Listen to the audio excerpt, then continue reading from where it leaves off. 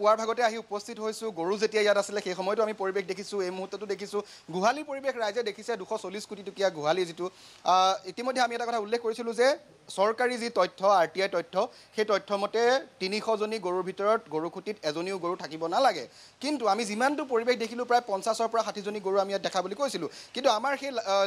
পোনপটীয়া সম্প্ৰচাৰ যেতিয়া চলি আছিলে সেই সম্প্ৰচাৰ চাই গৰু খুঁটিৰ একাংশ যিসকল ইয়াত নিয়োজিত কৰ্মচাৰী তেওঁলোকে বিশেষকৈ দুখ পাইছে আক্ষেপ কৰিছে যে 50-60 নহয় প্ৰায় 100ৰ পৰা 120জনী গৰু আছে বুলি কৈছে এতিয়া কথাটো হ'ল সেই 100 বা 120জনী গৰু আহিল ক'ৰ পৰা মই জানিম আপোনাৰ দাদা নামটো উৎপল দাস আপুনি ইয়াতে গৰু খুঁটিতে থাকে গুৱাহাটীত থাকোঁ মই কিমান দিনৰ পৰা জড়িত মই প্ৰকল্প আৰম্ভণিৰ পৰা আছোঁ আৰম্ভণিৰ পৰা আছোঁ আজিৰ তাৰিখত গৰু খুঁটিত কিমানজনী গৰু গাই গৰু আছে মানে গিৰ আছে বৰ্তমান আমাৰ গাই গৰু আমাৰ হেৰি আছে 120জনী গাই গৰু আছে আমাৰ 120জনী গিৰ গাই আছে কিমান অনা হৈছিলে ইয়ালৈ গিৰ গাই কেতিয়াৰ পৰা আনিছিলে কিমানজনী আনিছিলে আমাৰ কিনি অনা হৈছিল 122জনী এইটো কেতিয়া কিনিছিলে প্ৰথম আহিছিল 98টা তাৰপিছত এপাৰ্টৰ পৰা 25জনী আহিছে আৰু তাৰপিছত NDBBয়ে 210টা গৰু দিছিল তাৰপিছত সেইখিনি গৰু আকৌ NDBBক ৰিটাৰ্ণ দিয়া হ'ল 210টা গৰু এটাও নাই এটা নাই চব ঘূৰাই লৈ গৈছে এপাৰ্টৰ পৰাও গিৰ গাই দিছিলে নেকি গিৰ গাইয়ে দিছিল এপাৰ্টৰ পৰা গিৰ গাই দিছে 25জনী হয় 25জনী মানে 25জনী 24জনী মানে কি গাই গৰু আৰু এটা বুল হয় আৰু প্ৰথম আহিছিল আমাৰ 98টা সেইটো ক'ৰ পৰা আহিছিলে সেইটো চৰকাৰ প্ৰথম পৰ্যায়ত আহিছিল এইটো প্ৰথম পৰ্যায়ত 98টা সেইটো বিশেষ আমি ক'ব নোৱাৰিম কিন্তু আমাৰ মানে ছাৰসকলে গম পাব সেইখিনি গৰু এতিয়াও আছে সেইখিনি আছে আটাইখিনিয়ে আছে আমাৰ বৰ্তমান এতিয়া পোৱালি আৰু ডাঙৰ গৰুৱে মিলি 210টা গৰু আছে কিন্তু যিখিনি 210টা গৰু অনা হৈছিলে সেইখিনি নাই সেইখিনি ঘূৰাই নাই সেইখিনি ঘূৰাই দিয়া হৈছে NDDBৰ পৰা দিছিল সেইখিনি ঘূৰাই দিয়া হৈছে NDDBখিনি পিছত অনা হৈছে এপাৰ্ট আৰু লাষ্টত অনা হৈছিল এপ্ৰিল মাহত অনা হৈছিল সেইখিনি আকৌ ৰিটাৰ্ণ দিয়া হৈছে 8 মাহৰ পিছত কিমান গৰু ইয়াত মৰিছে এতিয়া আমাৰ 122জনীৰ দুটা এক্সপায়াৰ হৈছে আৰু বাকীখিনি আছে আমাৰ বৰ্তমান যিখিনি NDBৰ পৰা আনিছিলে আপোনালোকে তাৰ গৰু কিমান সংখ্য মৰিছে আৰু যিখিনি কিমান মৰিছিল মানে অফিচত ডাটাটো লিখি আছে সেইটো ক'ব পাৰিব আৰু গাখীৰ আজিৰ তাৰিখত আপোনালোকৰ কিমান উৎপাদন হয় এতিয়া বৰ্তমান 100ৰ পৰা 140 লিটাৰৰ ভিতৰত হয় 35জনীমান গাই খিৰোৱা যায় ইয়াৰ আগৰ বছৰ এতিয়াতো চলি আছে এইটো বছৰ ইয়াৰ আগৰ বিত্তীয় বছৰ আমি যদি চাওঁ 2024-25 মাৰ্চৰ পৰা আৰম্ভ কৰি ধৰি লওক এপ্ৰিললৈকে বা এপ্ৰিলৰ পৰা আৰম্ভ কৰি মাৰ্চলৈকে ইয়েৰ এণ্ডিঙত আপোনালোকৰ কিমান ইয়াৰ 2024 চনত কিমান আপোনালোকে গাখীৰ বিক্ৰী কৰিলে কিমান টকা এক মিনিট আপোনালোকে যিটো তথ্য বৰ্তমান বিচাৰি আছে এই তথ্যটোৰ বিষয় লৈ আপোনালোকক মই কিছু সময় আগত এটা কথা কৈছিলোঁ যে আপোনালোকক যিখিনি আমি তথ্য দিম আমি সত্য দিম সেইকাৰণে আমি কোনো ধৰণৰ মানে লিখিত তথ্য আমাৰ আপোনালোকক দিব নোৱাৰিলে আপোনালোকক মৌখিকভাৱে একো তথ্য দিব নোৱাৰোঁ আৰু সেয়ে আপোনালোকক এই বিষয়টো লৈ 2-3 দিনৰ ভিতৰত আপোনালোকক প্ৰায়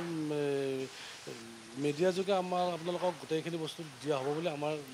বিভাগীয় কৰ্তৃপক্ষক জনাইছে তেতিয়ালৈকে আপোনালোকক অপেক্ষা কৰিব দিছিলোঁ আৰু আপোনালোক এইখিনি কৰে মই তেতিয়া ওলাই গৈছোঁ ইয়াৰ পৰা আৰু আমাৰ এটাই থাকে আমি ইয়াতে কৰি আছোঁ আমি ইয়াতে তাৰমানে যি কামে কৰি আছোঁ যিটো কামে কৰি আছোঁ প্ৰকল্পটো উৎপাদনমুখী কাম কৰি আছোঁ নিশ্চয়কৈ এইসকল যিসকল ইয়াত জড়িত হৈ আছে তেওঁলোকে প্ৰকল্পটোত আৰম্ভণিৰ পৰাই জড়িত তেওঁলোকে গৰুবিলাক চোৱা চিতা কৰি আছে তেওঁলোকে সেই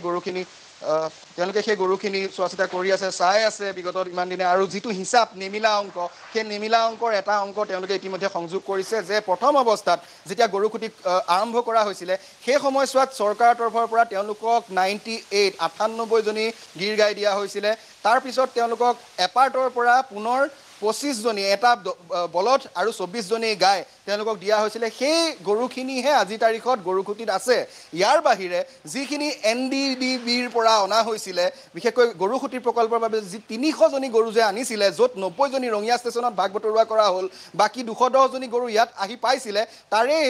56জনী গৰু মৰিলে বুলি ইয়াত চৰকাৰী তথ্যত আছে আৰু বাকী থকা 154জনী গৰু ইয়াৰ পৰা ৰিটাৰ্ণ পঠিওৱা হ'ল অৰ্থাৎ সেই 300জনীৰ নামত যিমান টকা যে ব্যয় কৰা হ'ল ৰাজকোষৰ সাধাৰণ ৰাইজৰ টেক্সৰ টকা সেই টকাবিলাক আচলতে নামত প্ৰকল্পৰ নামত খৰচ হ'ল কিন্তু লাভান্বিত না গৰু খুঁটি হ'ল না সেই গোটেই বিষয়বস্তুটো হ'ল মাত্ৰ যি 90জনী গৰু বিধায়কসকলে বা মন্ত্ৰীসকলে ভাগ কৰি ল'লে তেওঁলোকৰ একমাত্ৰ স্বাৰ্থ সিদ্ধিৰ বাবেই যেন সেই গৰুখিনি অনা হৈছিলে তেনেধৰণৰ এক কিন্তু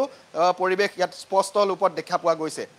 হয় নিশ্চিতভাৱে পুলক মহন্ত আপুনি লাইনত থাকক আৰু এনেধৰণৰ বিষয়সমূহ আচলতে সতীৰ্থ পুলক মহন্তই দেখুৱালে এই মুহূৰ্তত আমি পুলক পুনৰ আপোনাৰ কাষলৈ যাম আপোনালোকে টেলিভিছন স্ক্ৰীণত এই মুহূৰ্তত যিটো গোহালি দেখিছে এই গোহালিটোৰ দাম 2 কোটিতকৈও অধিক টকাৰ ব্যয় সাপেক্ষে নিৰ্মাণ কৰা হৈছে ইয়াত আমি স্বাভাৱিক ধৰণে দেখিছোঁ ইয়াত কোনো ধৰণৰ আচলতে সা সামগ্ৰী এনেকুৱা ধৰণৰ দেখিবলৈ পোৱা নাই যে কিবা সোণ বা হীৰা তেনেকুৱা ধৰণৰ সা সামগ্ৰীয়ে এই গোহালিটো নিৰ্মাণ কৰা যেন অনুমান হোৱা নাই কিন্তু এই যিটো গোহালি নিৰ্মাণ কৰা হৈছে সেই গোহালিটোৰ দাম উল্লেখ কৰা হৈছে নথিপত্ৰত যে 2 কোটিতকৈ অধিক গতিকে কিমান টকা কেনেধৰণে চৰকাৰৰ পক্ষই খাইছে সেয়া সকলোৱে জানিছে আৰু এইখিনি তথ্য আমি উদঙাই দিবৰ বাবে আমাৰ সতীৰ্থ সাংবাদিক পুলক তালৈ গৈছে আৰু কালিৰ দিনটোত আচলতে এনেসমূহ বিষয়ক লৈ সতীৰ্থ সাংবাদিক অনুপজ্যোতি নাথে মন্ত্ৰীগৰাকীক প্ৰশ্ন সুধিছিল আৰু সেই প্ৰশ্নৰ উত্তৰ দিব নোৱাৰি মন্ত্ৰীগৰাকীয়ে আমাৰ সাংবাদিকগৰাকীক তলৰ সাংবাদিক বুলি উপহাস কৰিছিল আচলতে তলৰ সাংবাদিকেই হওক বা আপোনাৰ ভাষাত যিয়েই নহওক কিয় কিন্তু আমাৰ সেই তলৰ সাংবাদিকগৰাকীৰ প্ৰশ্ন যে আপুনি উত্তৰ দিব নোৱাৰিলে তাতোতকৈ আচলতে লজ্জাজনক একো নাই সংবাদমেল তেতিয়া সম্বোধন কৰিব লাগে যেতিয়া সাংবাদিকৰ সৈতে মুখামুখি হ'ব পৰাকৈ যেতিয়া সৎসাহস থাকে বা সততাকণ হাতত থাকে কিন্তু দেখিবলৈ পোৱা গ'ল যে কালিৰ দিনটো তাৰ এটা বিৰূপ প্ৰতিক্ৰিয়া সৃষ্টি হৈছে সমগ্ৰ ৰাজ্যজুৰি সাংবাদিকসকলক অপমান কৰিছে যি সময়ছোৱাত এগৰাকী মন্ত্ৰী হৈছে সেই সময়ছোৱাত প্ৰতিটো কাৰ্য উন্নয়নমূলকেই হওক বা বিৰোধী বিষয়সমূহেই হওক আমি এনেকুৱা নহয় যে প্ৰতিটো মুহূৰ্তত আমি কেৱল নেতিবাচক দিশসমূহে উন্মোচন কৰি আছোঁ কিন্তু ইতিবাচক দিশসমূহো জয়ন্ত মল্ল বৰুৱাৰ বিভাগৰ দেখুওৱা হয় কিন্তু কালিৰ দিনটোত এটা বিষয়বস্তু উন্মোচন কৰাৰ বাবেই আমাৰ সাংবাদিকক তলৰ সাংবাদিক বুলি কৈ অপমান কৰা যিটো বিষয়বস্তু তাক লৈ বৰ্তমান সময়ছোৱাত ৰাজ্যজুৰি প্ৰতিক্ৰিয়া আৰু প্ৰতিবাদ অব্যাহত হৈছে